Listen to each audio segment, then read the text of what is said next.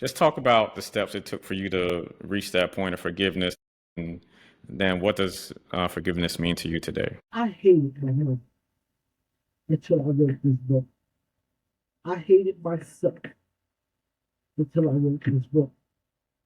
I was really, and I didn't really understand that there were scars that I haven't healed.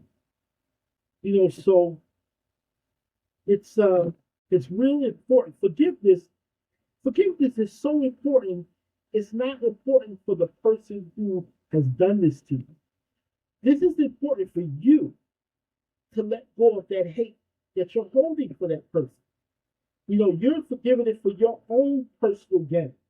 You don't have to forgive that person or say that you forgive or tell the person you forgive them, but in your heart, you have to have forgiveness, or the hate will eat at you for the rest of your life.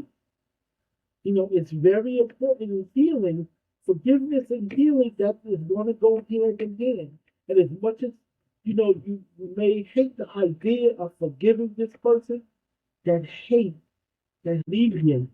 I felt such a burden lifted off me when I said to myself, so I prayed to God and said, I forgive you. I don't know if it was the drug that made her do what she did.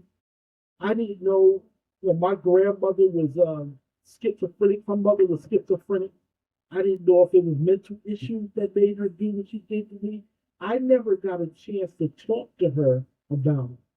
But I know in my heart and in my mind and my soul, I had to forgive her no matter what the reasons were. So I try to express that forgiveness and that in situations in my music, because I got a song, Sins on My Mother, Faith in My Father, that I talk about my mother. You know what I mean?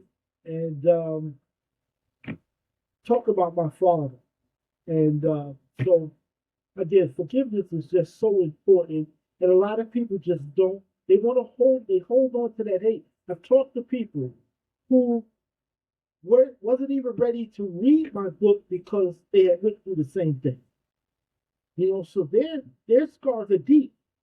They can't even address it. And so and they dread going to family functions because they might see this person, and so that forgiveness part is just so important in here. Pushplaypods.com